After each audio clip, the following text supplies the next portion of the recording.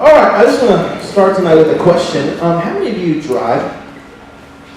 Lord save us all.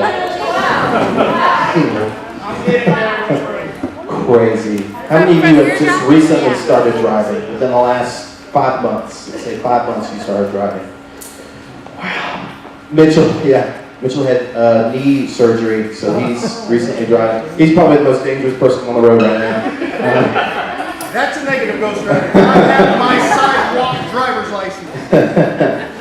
Oh man, and I don't want to bring up any sort of traumatic incident, but have any of you ever been in a car accident? Yeah. Most people actually have. It's kind of crazy. I was in a car accident. I've been in a couple of car accidents. And here's the thing, I actually don't think I've ever been in a car accident with another car. And only one of those wasn't my fault, and that's the story I'm going to tell you. I'm not going to tell you about the other times where I messed up. Can we tell it? No, the story I was going to tell you, I was, maybe I was in middle school. I was still going to daycare, so I was a youngster. Probably I looked a lot like this, really charming and good looking. And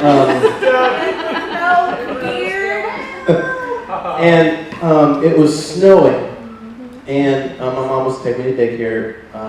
And we had a hill that kind of went down from where our house was. So we started going down this hill and we hit black ice. And it was the craziest. I still remember it. It's still a very vivid memory to me because it was my very first car accident I'd ever been in, and we were swerving all over the road. My mom was trying to regain control, and we went straight head on into a telephone pole. Maybe I don't know how fast we were going, but we were going so fast that it's kind of funny now. But like both of the what are they called? Lights? What are they called? Headlights. I couldn't think of the first word. Both the headlights, when we hit we hit dead on, and the headlights like popped out, and we had headlights on either side, and the whole car was just crunched. And I opened my eyes, and because I closed my eyes and I scrunched up into a fetal position, which my mom told me probably wasn't a good idea. But anyway, I opened my eyes, and the airbag had busted, and there was smoke in the car. And so my first thought was, oh my God, the car's on fire. And I was like, oh, I gotta get out of here. And I freaked out. And my mom is just, you're gonna have to know my mom. She's just kind of like, quit freaking out, you're fine. And she was like hitting me and stuff, like, quit. And somehow the car starts itself, and we're able to kind of back out of the road and get off to the side, and then it was done forever. It was funny. They actually tried to fix it. They didn't total the car. And about a week later, but whenever we got the car back, I went to sit in the front seat, and I went to pull the seatbelt down, and the whole thing went, it just completely fell off the wall. So it was done. It was done. And I tell that story because if any of you have ever been in a car accident, you have that feeling of being completely out of control. You have that feeling where you feel like you're going somewhere, you have a destination in mind, you're not thinking of anything popping up, you're not thinking of anything that could happen that could impede your process in getting to that place. But then all of a sudden your car starts careening all over the road and you run into a telephone pole and you feel completely and totally out of control. And there's times in our lives where we feel like we have a destination, we feel like we have a place we need to go to, we have a place that we want to be, we have a person that we want to be, right? Like we don't want to be the person that we've been for so long, right? We've been falling in love with all these things and falling in love with all the wrong things and chasing after all the wrong things, and we have a destination of where we want to be, but we seem to be in this process of being just completely out of control. And what we find in those situations is that people have actually developed a love for a habit. They've developed a love for compulsive behavior. We fall in love with an obsession, right? We fall in love with an obsession in our life. And an obsession can look like many different things. I actually want to define what the word obsession means to kind of help us. The word obsession is an idea or thought that continually preoccupies or intrudes on a person's mind. I thought that last part was extremely interesting. It's actually a thought that intrudes on your mind. It's a thought that doesn't belong there. It's a thought that you don't want to be there, but it's a thought that seems to let itself into your brain at points and times in your life when you really, really don't want it to be there. When it's an uninvited guest, it seems to intrude upon your mind. And when we stay in that state of mind where we have an obsession, where we are continuously thinking about certain things, we end up falling in love with them. And it's funny, obsessions aren't really funny, but kind of to get ready for this message, the first thing that popped into my head was MTV's My Strange Addiction. Have anyone watched that show? Wow. Holy cow. Okay, I just want to I wrote down a list of some strange addictions. And we're going to pray for these people. This is not to make fun of anybody. Okay, so nobody laugh. Mark, don't laugh, okay? There's a lady that likes to get stung by bees. She stings herself with at least 50 bees a day. Strange. Here's a good one. There's a lady that enjoys eating furniture cushioning. Has anyone seen this lady? Yes. In her lifetime, she has eaten 7 couches. That's something to put on a resume. As you can see, I'm very well organized. I went to college and I eat couches. 7 to be exact, actually. So if you're trying to get rid of one, I'm hungry. There's a guy that's in love with his car. And I don't want to go into too much detail about this one. But we're talking about being in love with something, and I'm just saying he's doing things with his car that should only be done and holy motor moly. That's what I'm going to say. Like matrimony, but no, you get it? Okay, all right. Joke landed. There's a guy who is in love with balloons. Would you think, oh, I like balloons. Do you have 50,000 of them in your house at one time? Yes. How do you do anything? How do you shower? How do you do... I'll tell you one thing, he ain't got no fans in his house, right? Pop, pop, pop. He'd be really upset. So there's obviously some really strange obsessions out there, some strange things that people admire, that people fall in love with, and we talked last week about some very intimate dialogue, and obviously sex is something that is becoming more and more widespread as something that is how should I say this? Really, really negative, unhealthy, intrusive behavior. And that's never how it was designed to be. And what I want to do tonight is, I want to talk about obsessions in general, because I know that some of you are in this space tonight and you don't have that sort of conflict. You don't have that sort of battle inside your mind. But I just want to talk about some things that I feel like are commonly things that we kind of obsess over. Food. Yeah. Food. Some of us obsess over food. And not like, I really like pizza. Like, you can't stop eating food. Relationships, your desire to feel wanted, your desire to feel needed by somebody else. Sleep, that's an interesting one. Some people would literally sleep all day long and not do anything. And some days I feel that way. Sleep. Obviously, social media, we talk about that, I think, every other day here with you guys. Binge watching Netflix, which is actually kind of becoming a category separate from social media, if you really think about it. People will spend their entire off time just watching Netflix and not doing anything else.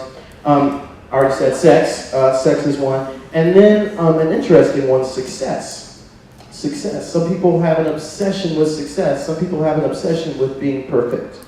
Some people have an obsession with getting everything just right, and it drives them crazy. And all of these things, when I talk about them, and when I don't use the word obsession before them, are really good things, right? But this world has taken us to a place where they can be something that's really damaging and really unhealthy, especially in our walk in our relationship with God. So I want to talk generally, and if I didn't mention one, I think you all have an idea. We all have something that we tend to fall towards. We all have something that we tend to lean into that's not God. And you're not alone. You're not hopeless. You're not without company around you. So fill in the blank for whatever that may be.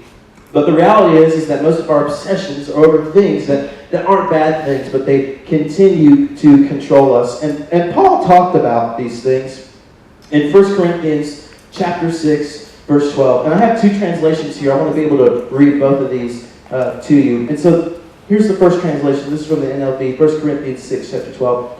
He says, I'm allowed to do all things, but not everything is good for me to do.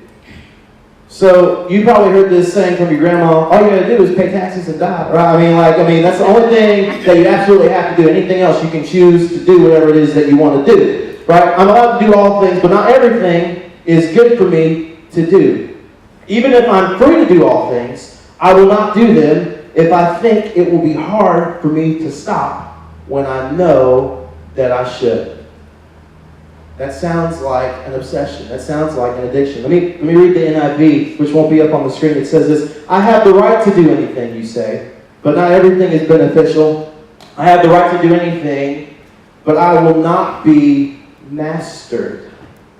That's an interesting word. I will not be mastered by anything. I will not let anything be a master over me, Paul says. But we live in a society and a culture where there are many different things that are mastering people, that are actually ruling people, that are dictating people. And that's a scary place to be when that master is not Jesus, right? When that master is not God, when that master is something from this world that will fade away, that will not sit on a throne for very long, right? Because Jesus is king, and that's where he belongs, that's where he is. But when we set something from this world on the throne, that's a bad place to be. We're allowing things to master us. But there's something interesting that I can gather from this passage, right? Is that I actually have the power to decide. I have the power to decide.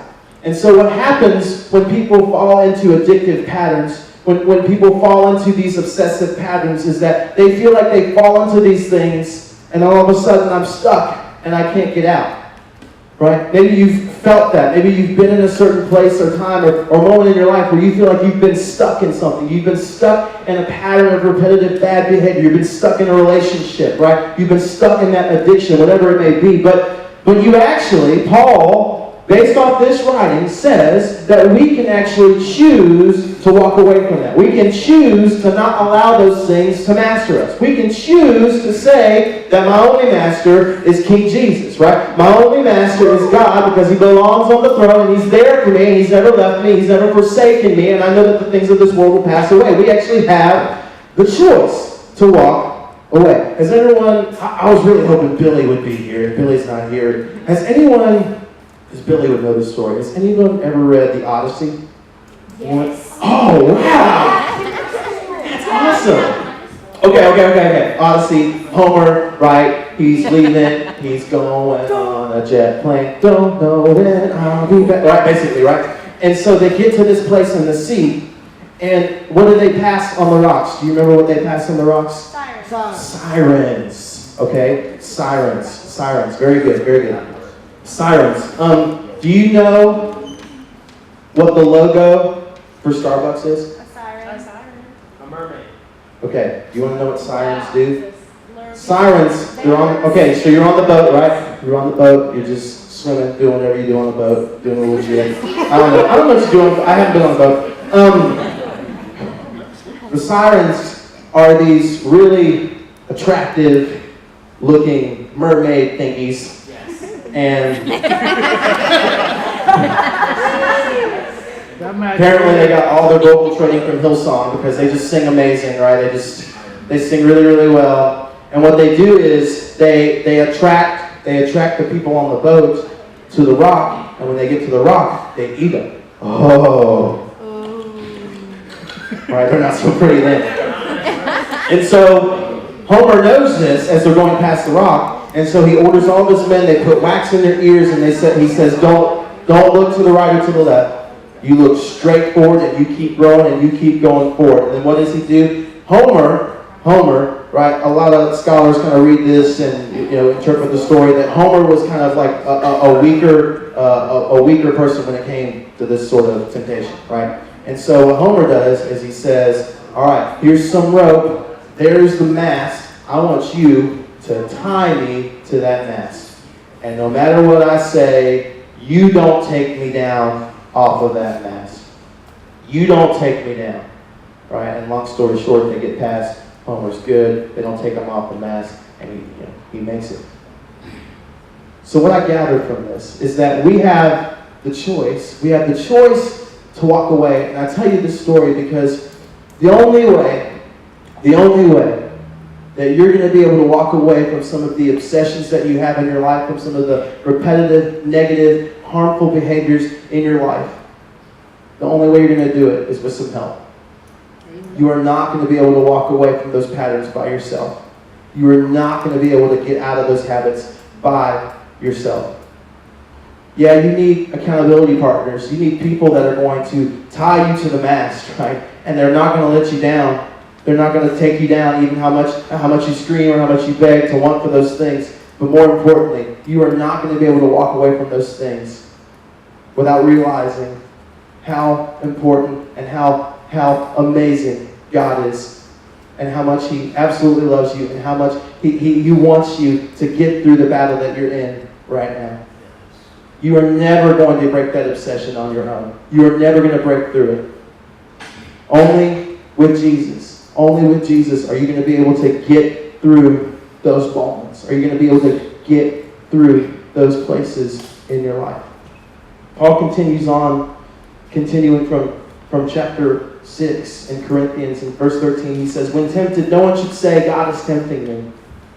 For God cannot be tempted by evil, nor does He tempt anyone. But each person is tempted when they are what? They are dragged away.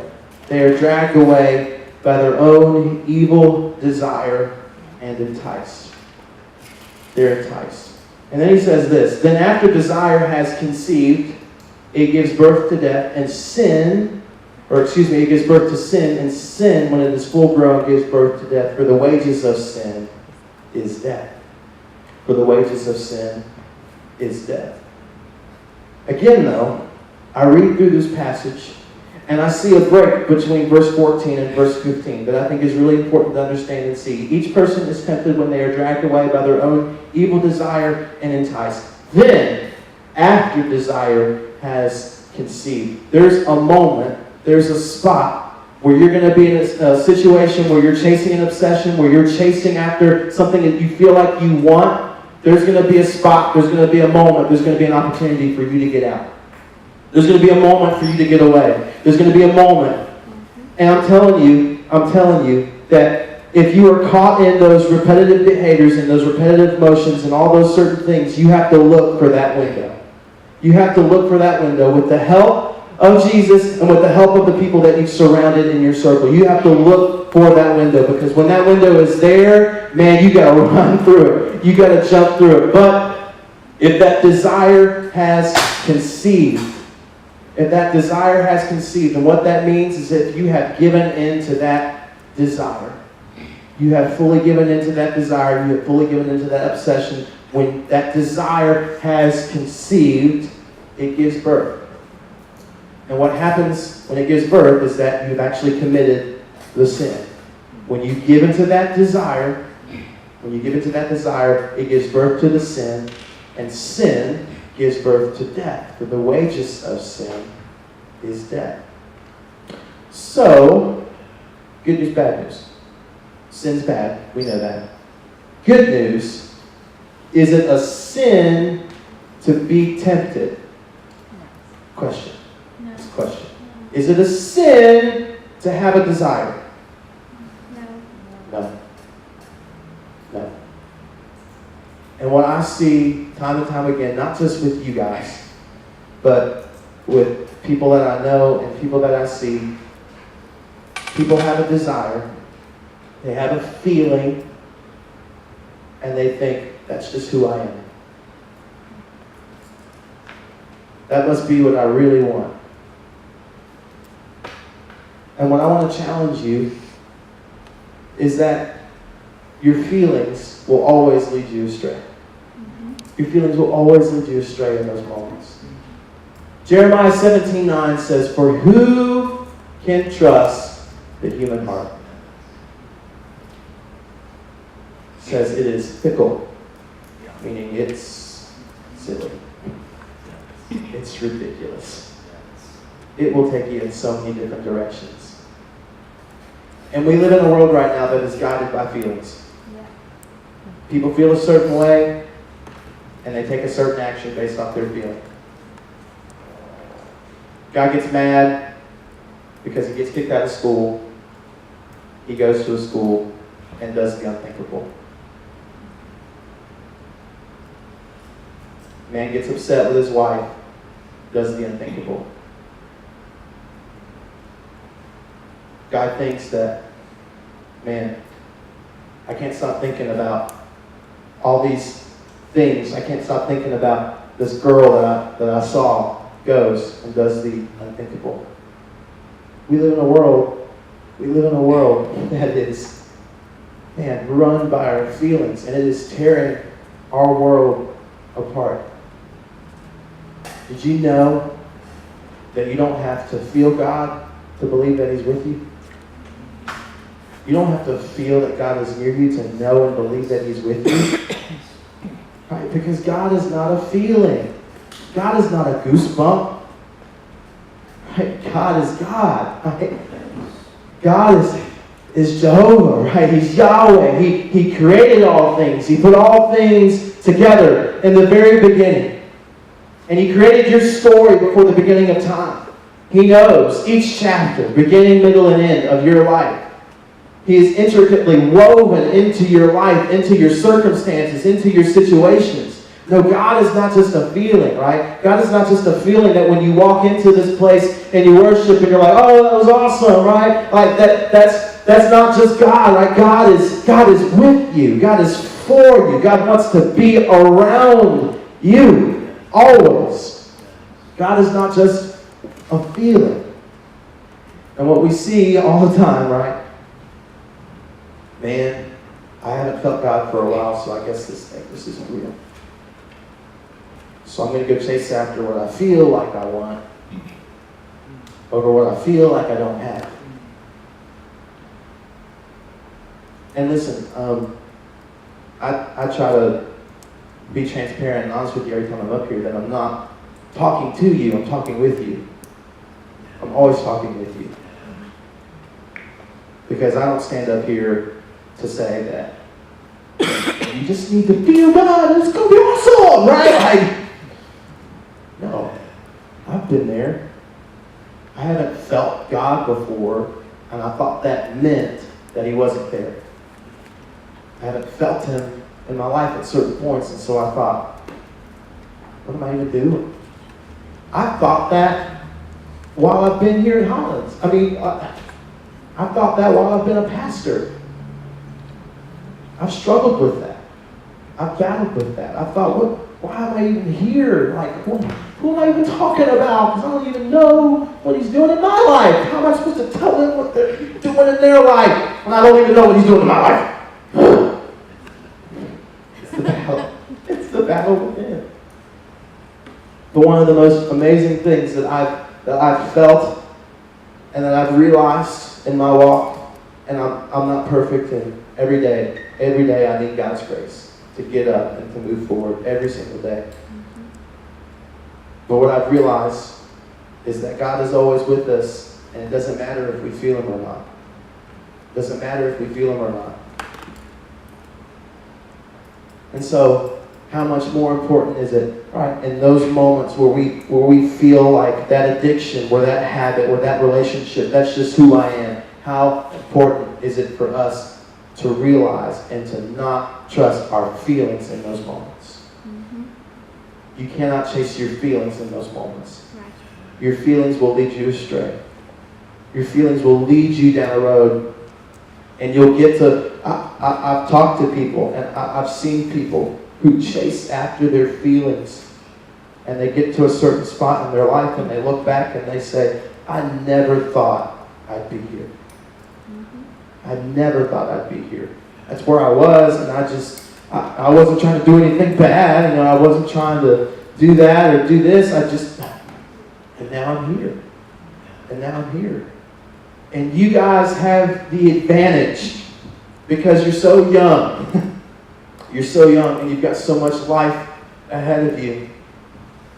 In a world that tells you to constantly chase your feelings, be different. Be different. Don't chase after those feelings. Don't chase after those things that you feel like, man, I need this to be complete. I need this to be whole. You are already complete. You are already whole. Because when Jesus went on the cross for you, He said, it is finished. And He said that you are now complete, that you are now whole, that I am for you, that I am with you, that my blood is sufficient for you, that my grace is now sufficient for you, that everything you need can be found in me. You don't have to go to this world anymore. You don't have to go to the things that tell you, man, I wish somebody would just give God a praise in this place tonight, because Jesus said on the cross that it is finished. You don't have to keep chasing after the things of this world that will not complete you. If you want to keep trying to chase after those things, they will never complete you. They will never fulfill you. You will just keep going into the same habit over and over and over again. And the feeling in your heart will be, I need more. I need more. And with Jesus, you'll say, I have enough. I have enough. When you allow your obsession to control you, you give up your freedom. You will give up your freedom in those moments. And when you allow your obsession to control you, you will end up with regret. Because you will look back and you will see just how unreal that thing was. Just how much you really, really didn't need those things. If you don't control your obsessions, they'll control you. They'll control you your whole life. Your obsessions will drag you away from your family. They'll drag you away from your career. They'll drag you away from your friends. And I'm telling you this because I've been in moments and I've been in situations where that has happened. Where I thought I knew what I wanted, and out of prideful behavior, because it definitely wasn't Jesus in my heart, out of prideful behavior, I would give up anything to chase after that obsession in those moments, to chase after that desire. I would forget all the amazing, good, wonderful things that God has given to me. He's given me so much. He's given me so much. I want to close with this. I want to close with, the band's going to come back up on stage, and we're going to sing one more song, but I want to give you some practical things to take from this, because I can stand up here and talk and stand up here and tell you about, how you need to change, but if I don't give you a way to change, it doesn't really, fulfill the purpose of why I feel like God's asked me to be here and to be your pastor and to speak with you and to talk with you. The first thing you need to do is that you need to recognize your obsession. And this is one of the most difficult and humbling situations that a person with any sort of obsession, addiction can go through. Because your mind will tell you, I'm fine, I'm good, I got this, I can quit anytime. And you've said that about 1,000 times and you haven't quit yet. You need to realize and recognize that you have an obsession. And listen, it's not enough for other people to tell you. You have to tell you. You have to tell you. You have to believe. You have to believe yourself. That when you're in that sound mind state that tells you you've got a problem, you're going to move forward, and that you're going to take the steps that you need. And two, you need to find balance and create boundaries. You need to recognize your obsession. You need to be honest and open with yourself. And then you need to find balance and create some boundaries in your life. Finding balance means that you find balance between all the good things that God has given to you in your life. You find time to spend with friends. You find time to spend with family. You lower down the idle time. You lower down the time that you would regularly spend being somewhere else, doing something that you know you shouldn't do, you know that is a bad behavior, and you go and you spend it with the things that are from heaven, right? God says that all pure, good, holy, amazing, awesome, wonderful things are from heaven. You need to spend your time with those things, life-giving things, life-giving things. One of the most depleting things for me in my life is free time. When I'm just by myself. I'm not talking to God. I'm just with me. I want my time to be occupied. And if I'm by myself, I'm not by myself. If I'm by myself, I'm with God. And you need to create boundaries. The thing about it is that we have so many people that are living by a lower standard than what they really deserve. You deserve the highest standard. You deserve. Jesus died so that you could live by a high standard. Jesus didn't die for you to live by a low standard. Jesus didn't die so that you could stay in that harmful relationship. Jesus didn't die so that you could keep looking at porn. Jesus didn't die so that you could continue with that eating habit that you know is unhealthy, that you know is harmful. Jesus didn't die for that. He didn't die for you to live by low standards. He wanted you to live by something higher, something greater, something perfect, something holy, something fulfilling. And I found that when I adjust my focus to that standard,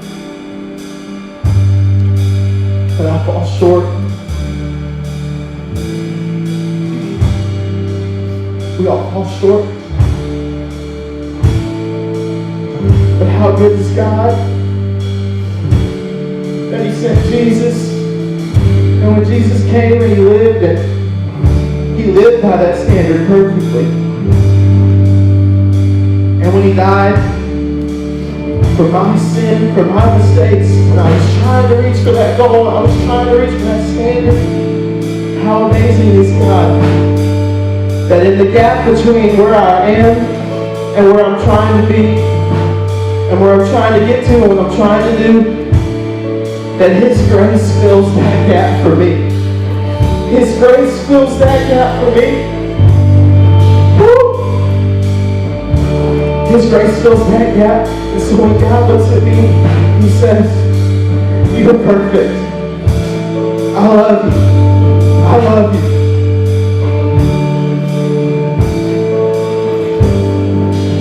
Every day I need His grace. On my best day, especially on my worst day, I need God's grace. He fills the gap between where I want to be and where I am. And I know that with Him, I can never fail. I'll never be knocked down. And I'm never going to die. I'm going to go. I'm going to leave this world. I'm going to leave this world of pain. I'm going to leave this world of sorrow, of hurt, of obsessions. I'm going to step into eternal glory of God, where I'm going to know all things, I'm going to see all things, and I'm going to be partying with Jesus. I'm going to be hanging out, and I'll learn how to play trumpet, and it'll be awesome.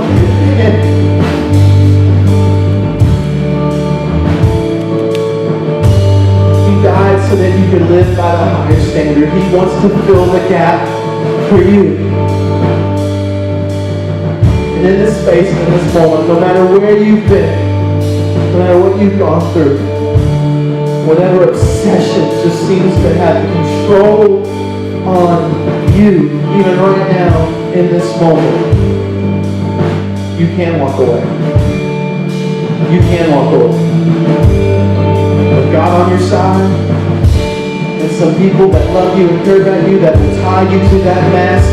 When you pass by those sirens who are calling out your name, who are telling you that this is who you are, this is who you'll always be, you don't deserve anything more, you can say, I have Jesus. Jesus is all I need. Jesus is all that I am. Because of Jesus, I am greater. Greater who's in me than is he who's in the world.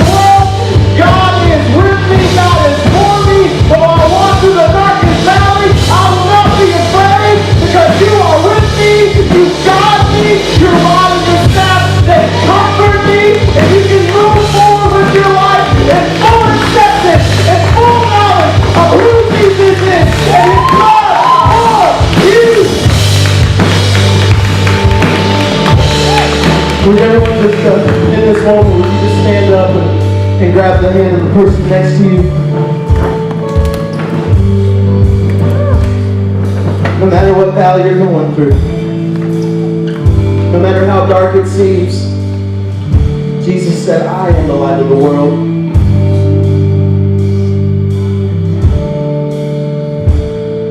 I will be a lamp at your feet in this darkness. I will help you take the next step. When the world was dark and empty and gray, God said, let there be light. There is light in your life. There is light in your situation. There is light in your obsession. God's grace will redeem lost time that you feel like you don't have anymore. God's grace will redeem relationships that you thought you lost. God's grace will redeem your life. And just in full view of God, and full view of his glory and his power and his might. And all of us we just bow our heads and close our eyes and pray to him right now. Just in this space, in this moment. God, in this space, right now, right here, God, we receive your grace. God, it's so hard. It's so hard at times to feel like we can't receive it, God. But grace is a free gift. We didn't earn it, and we don't deserve it, but God, you give it to us freely. And I just sense and feel like there's some people in this room right now who need to receive that grace. In this space, in this moment. Listen, I know that there have been parts of your life that have felt like hell. And that you feel like God will never forgive you. He already has. Would you receive that grace in your heart right now? Would you just let it sink into your heart that you are forgiven, that you are loved, that you are cherished, that you are fearfully and wonderfully made by God in heaven, who knows your every move, who knows your every breath? Would you just receive that grace in this moment? I'm receiving it because I need it. I receive it because I need it. Not because I earned it, not because I deserve it, but because I need it. I need it. Does your heart long and need, like do you just have that need, that longing for God's grace in your heart? Ask God to receive it right now. Ask God to receive that grace. You can say it out loud if you want to. You just say, God, I receive it. God, I receive it. God, I receive it. God, I receive it. And maybe you're in this space tonight and you're receiving that grace for the very first time. The grace that no one deserves. But when we humble ourselves and realize that we are not our God, that Jesus is our God, that Jesus is our King, when we realize that, when we believe that in our hearts, we receive his grace.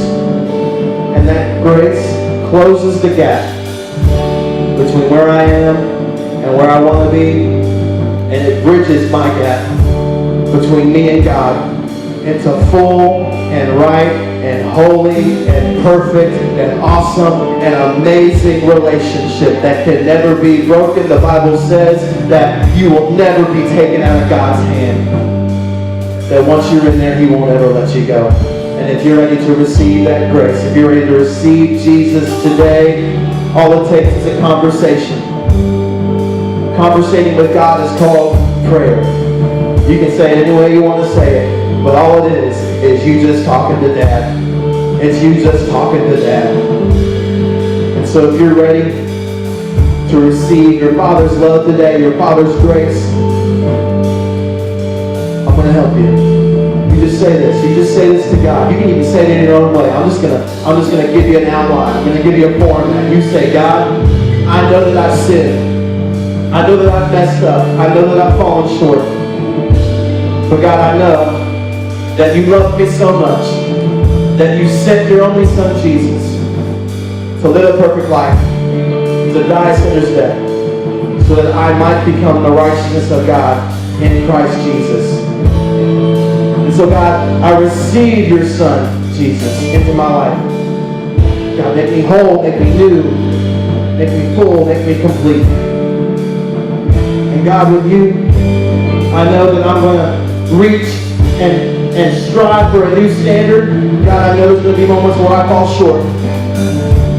But every single day, God, help me to rely on your grace. Help me to receive your grace every day. And listen, if you prayed that prayer for the very first time, genuinely, sincerely, truthfully from your heart, all of heaven is rejoicing. The Bible says that heaven rejoices over one sinner that repents more than 99 righteous people who do not. All of heaven is rejoicing for your decision here tonight. And if you made that decision just as a declaration between you and God, just to confirm this moment, I just want you to stretch out your hand when I count to 3. I just believe that when you respond outwardly to something that is happening inwardly, something happens. It clicks. It makes sense. And you can look back and you can remember, especially when Satan comes knocking on your door, luring you away, enticing you away from what it is that God wants for you. And you can look at him and say, shut up, Satan, I have Jesus. I remember that moment. I have that moment. I have that peace. You can get away from me, Satan, because you don't belong here in my life. So if that's you, and you're saying, I'm ready to confirm this moment with Jesus in this space, on the count of 3, I just want you to raise your hand. I want you to do it proudly. I don't want you to do it with any shame. I want you to do it because you know Jesus loves you. So if that's you, on the count of 3, 1, God loves you. 2, you will never be the same. 3, if that's you, and you're receiving Jesus today in this space, you just shoot up your hand emphatically to God to say, yes, Lord, I receive you. I receive your grace in this moment, in this place. God, you are so good. You are continuously changing our hearts. You're continuously moving us towards you. Lord, we receive you. We receive your grace. We love you, Jesus. In your name I pray, and all God's children said, Amen.